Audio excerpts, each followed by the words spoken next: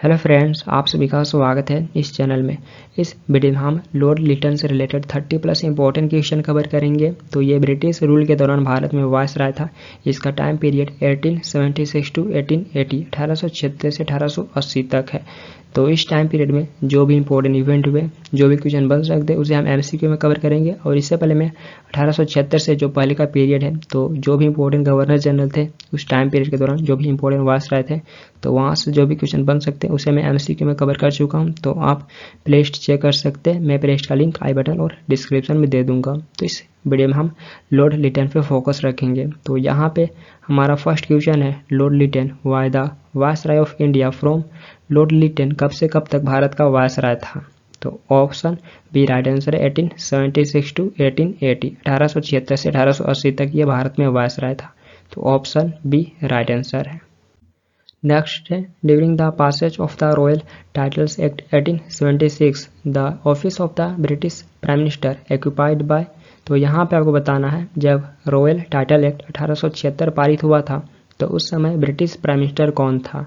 तो option C right answer है Benjamin Disraeli. Benjamin Disraeli ये उस टाइम ब्रिटिश प्राइम मिनिस्टर था। तो ये ब्रिटिश प्राइम मिनिस्टर के रूप में 1874 से 1880 तक सर्व किया था। तो ऑप्शन सी राइट आंसर है। नेक्स्ट है, who was the viceroy of British India when Queen Victoria assume the title of Kaiser Hind.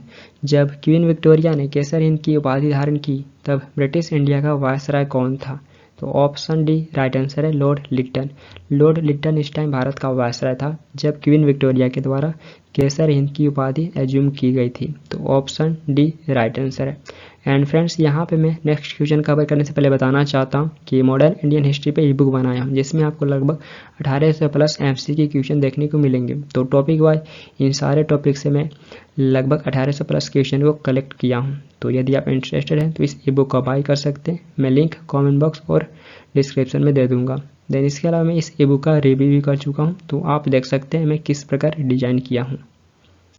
Next है, Queen Victoria became the empress of India according to the act of. किस act के अनुसार महारानी Victoria Bharat की महारानी बनी थी? तो यहाँ पे आपको बताना है क्वीन विक्टोरिया किस एक्ट के अकॉर्डिंग एम्प्रेस ऑफ इंडिया बनी थी। तो ऑप्शन बी राइट आंसर है 1876। तो 1876 में रॉयल टाइटल एक्ट पारित किया गया था। तो ये रॉयल टाइटल एक्ट 1876 के अकॉर्डिंग एम्प्रेस ऑफ इंडिया बनी थी। तो ऑप्शन बी राइट आंसर है। नेक्स्ट है, who organized a grand Delhi Darbar in 1877 to proclaim Queen Victoria as the Empress of India। Queen Victoria को एम्प्रेस ऑफ इंडिया घोषित करने के लिए 1877 में भव्य दिल्ली दरबार का आयोजन किसने किया था? तो ऑप्शन ए राइट आंसर है लॉर्ड लिटन। लॉर्ड लिटन ने क्वीन विक्टोरिया को एम्प्रेस ऑफ इंडिया घोषित करने के लिए 1877 में भव्य दिल्ली दरबार को ऑर्गेनाइज किया था। तो ऑप्शन ए राइट आंसर है लॉर्ड लिटन। तो क्वीन विक्टोरिया 1876 में रॉयल टाइटल एक्ट 1876 के अकॉर्डिंग एम्प्रेस ऑफ इंडिया बन गई थी। बट ये टाइटल 1877 में दिल्ली दरबार के दौरान घोषित किया गया था। तो इम्पोर्टेंट है, 1877 में लॉर्ड लिटन के द्वारा दिल्ली दरबार ऑर्गेनाइज किया गया था। तो इस दरबार के दौरान टाइटल को प्रोक्लेम घोषित किया गया था। तो ऑप्शन में 1876 भी देखने को मिलते हैं और 1877। तो ये टाइटल घोषित किया गया था 1877 में दिल्ली दरबार के दौरान, बट ये बन गई थी empress of India royal title act 1876 के अकॉर्डिंग। तो ये दोनों फैक्ट इंपॉर्टेंट है। नेक्स्ट है, when was the first Delhi दरबार ऑर्गेनाइज्ड। पहला दिल्ली दरबार कब आयोजित किया गया था? तो यहाँ पे आपको बताना है पहला दिल्ली दरबार ये कब ऑर्गेनाइज किया गया था। तो ऑप्शन बी राइट आंसर है 1877। 1877 में पहला दिल्ली दरबार ऑर्गेनाइज किया गया था।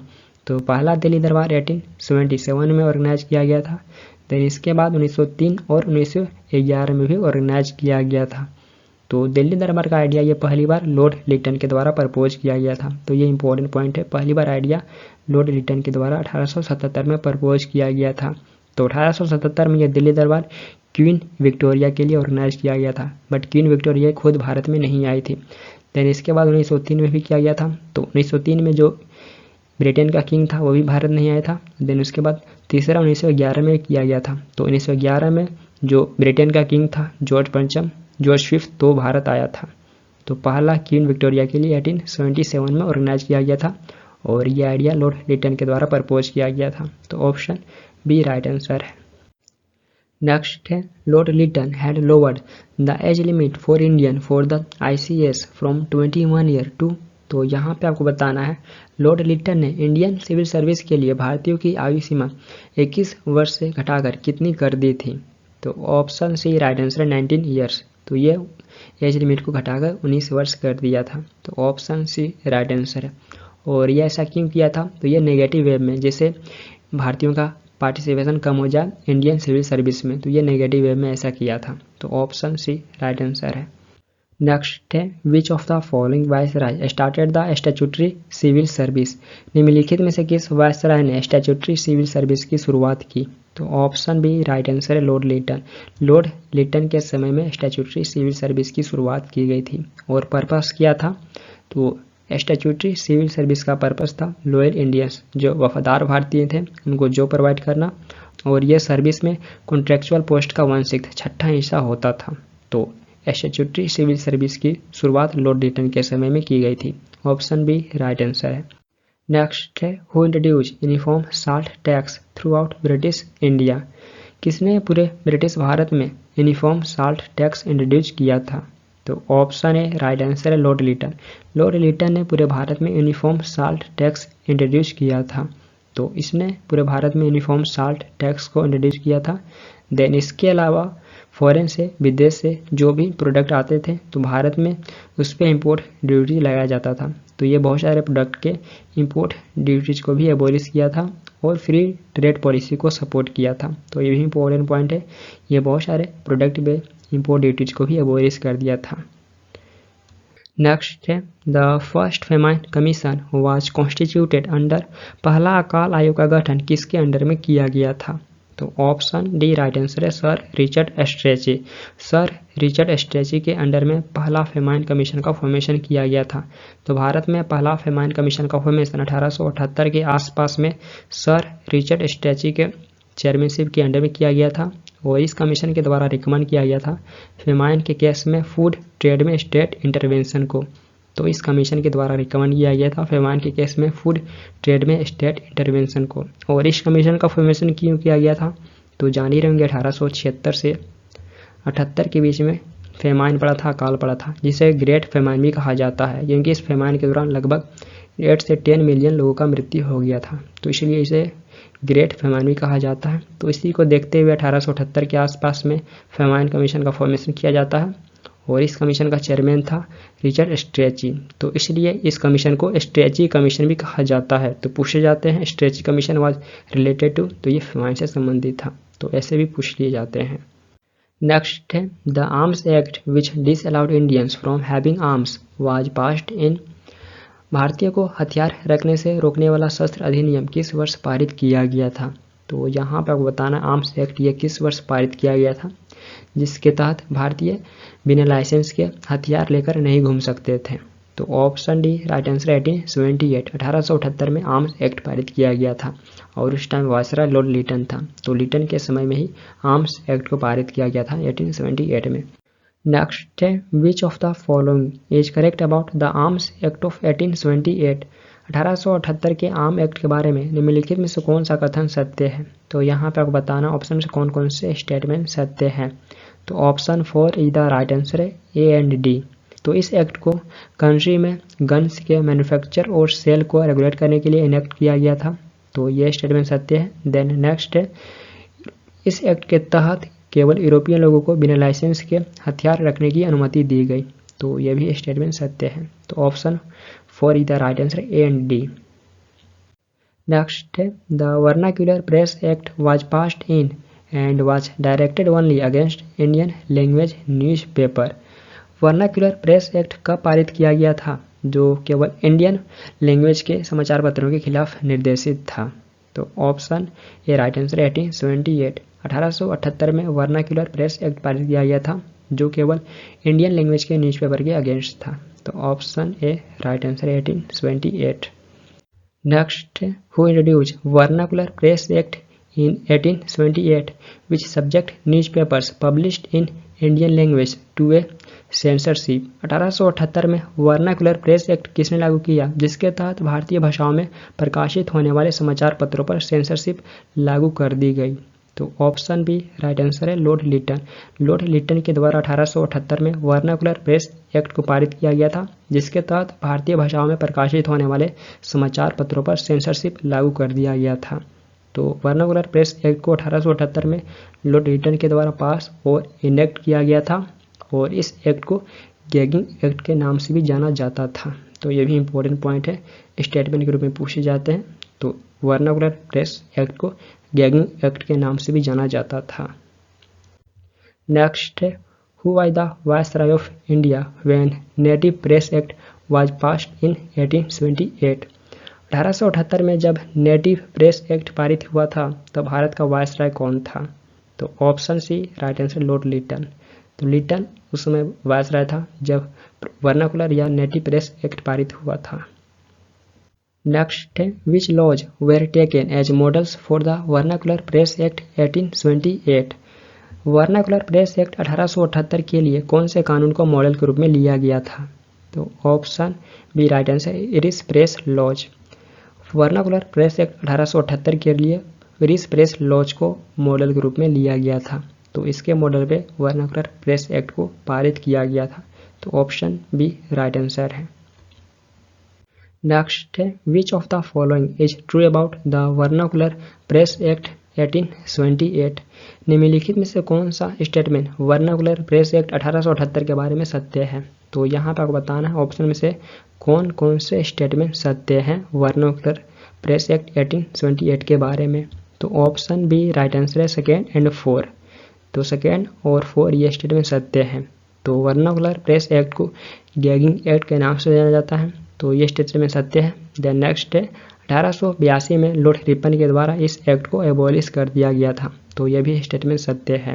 1882 में लॉर्ड रिपन के द्वारा इसे एबॉलिश कर दिया गया था। तो ये दोनों स्टेटमेंट सत्य हैं वर्नाकुलर प्रेस एक्ट ऑफ 1878 से। नेक्स्ट है, the viceroy who followed aggressive policy towards Afghanistan was. Afghanistan के प्रति अग्रेसिव पॉलिसी अपनाने वाला वायसराय कौन था। तो option B right answer Lord Lytton. Lord Lytton ये अफगानिस्तान के प्रति अग्रेसिव पॉलिसी अपनाने वाला वायसराय था। तो ऑप्शन बी राइट आंसर है। नेक्स्ट है, Lord Lytton was a great imperialist and his policies were responsible for which of the following battle. Lord Lytton महान साम्राज्यवादी था और उसकी नीतियां निम्नलिखित में से किस बैटल के लिए रिस्पॉन्सिबल थी। तो ऑप्शन डी राइट आंसर है सेकेंड अफगान वार।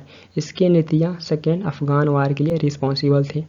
तो लॉर्ड लिटन के समय में अफगान वार हुआ था, सेकेंड अफगान वार हुआ था। ये वार 1878 से 1880 तक चला था, और इस वार के एंड के बाद ट्रीटी ऑफ गंडमक साइन किया गया था। ट्रीटी ऑफ गंडमक ये सेकेंड अफगान वार के बाद साइन किया गया था। तो इसकी नीतियां सेकेंड अफगान वार के लिए रिस्पॉन्सिबल थी। नेक्स्ट है, which of the following statement is true regarding the second Anglo Afghan war.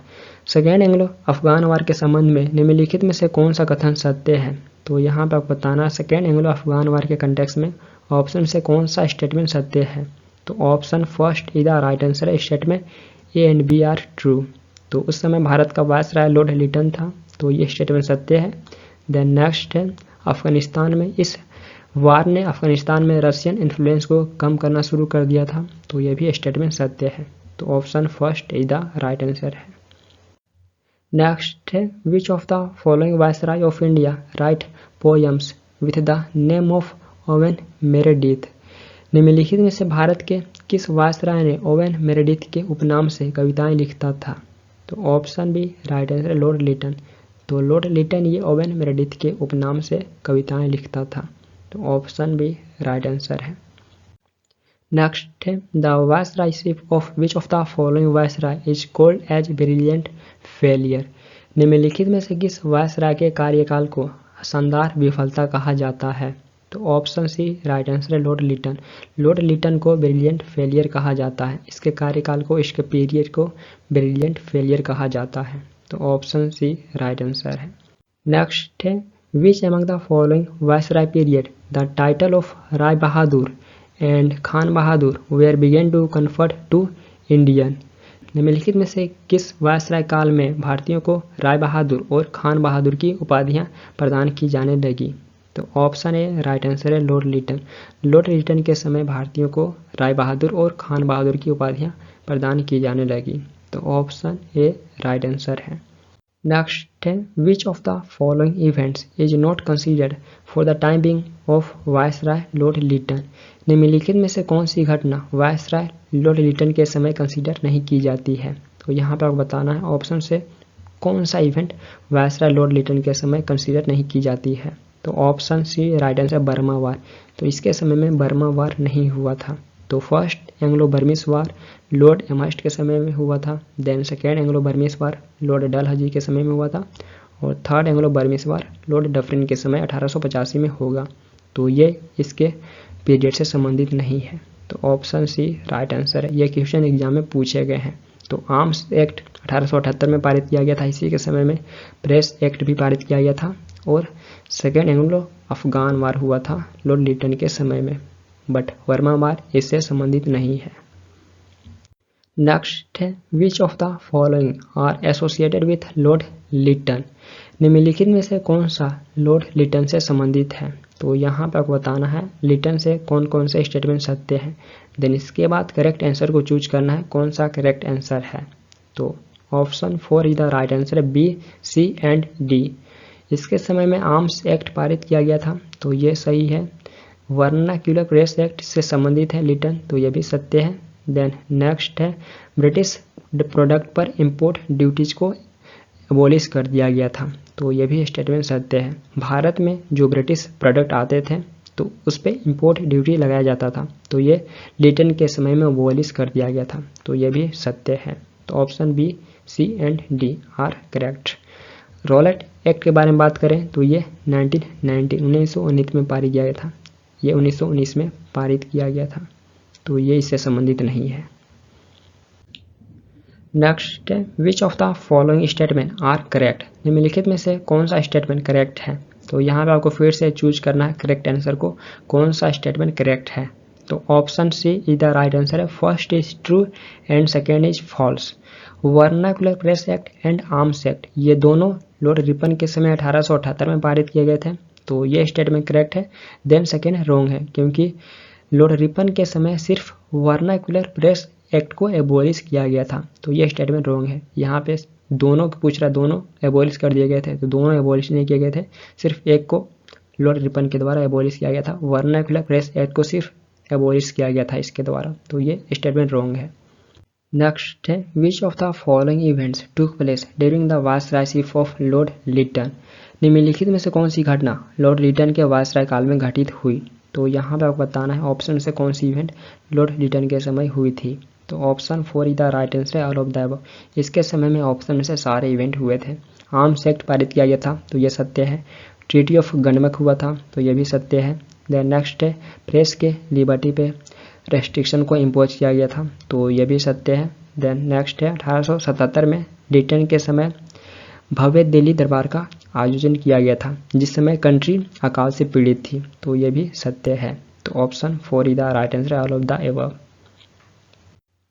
Next है which of the following events occurred during the viceroyality of Lytton? Lytton के वायसराय काल के दौरान निम्नलिखित में से कौन सी घटना घटी? तो यहाँ पर आपको बताना है इसके समय में ऑप्शन में से कौन कौन सी घटना घटी थी। तो option 4 is the right answer है, ए, बी, सी एंड डी। इसके समय में ऑप्शन में से सारे इवेंट हुए थे। इंडियन सिविल सर्विस में एडमिशन के एज को कम किया गया था, तो ये सत्य है, 21 से 19 कर दिया गया था। देन नेक्स्ट है 1879 में ट्रीटी ऑफ गंडमक हुआ था अफगानिस्तान के यकूब खान और ब्रिटिश की ओर से लुइस कैवागनेरी के बीच में, तो ये भी स्टेटमेंट सत्य है। देन नेक्स्ट है 1876 से 78 के फेमाइन के रिस्पॉन्स में एक फेमाइन कमीशन का फॉर्मेशन किया गया था, जो फ्यूचर के फेमाइन पॉलिसीज को शेप दिया, तो यह भी सत्य है। देन नेक्स्ट है इसी के समय में स्टैट्यूटरी सिविल सर्विस को भी क्रिएट किया गया था, तो यह भी सत्य है। तो option 4 is the right answer है, ए, बी, सी एंड डी। ये सारे इवेंट लिटन के समय में। नेक्स्ट है, तो फ्रेंड्स ये क्वेश्चन आपके लिए, इन दोनों का आंसर आपको कमेंट बॉक्स में लिखना है। तो क्वेश्चन है, under whose tenure the maximum age for Indian civil service was reduced from 21 to 19। किसके कार्यकाल के दौरान इंडियन सिविल सर्विस के अधिकतम आयु 21 से घटाकर 19 कर दी गई थी। देन नेक्स्ट क्वेश्चन है, Lord Lytton was not associated with. Lord Lytton किससे संबंधित नहीं है, तो यहाँ पर आपको बताना ये किससे संबंधित नहीं था। तो ये दोनों क्वेश्चन के आंसर आपको कमेंट बॉक्स में लिखने हैं, दोनों का आंसर आपको कमेंट बॉक्स में लिखना है। तो नेक्स्ट अब हम कवर करेंगे लॉर्ड रिपन से। अगला वायसराय लॉर्ड रिपन बनता है, तो हम रिपन से कवर करेंगे। तो उम्मीद है ये वीडियो आप सभी के लिए इंपॉर्टेंट होगा। यदि इंपॉर्टेंट रहा तो आप अपना फीडबैक दे सकते हैं, इस वीडियो को लाइक कमेंट एंड शेयर कर सकते हैं और इस चैनल को भी सब्सक्राइब कर सकते हैं फॉर मोर वीडियोज। तो फिर मिलते हैं हम नेक्स्ट वीडियो के साथ। Thank you for watching this video. Thank you.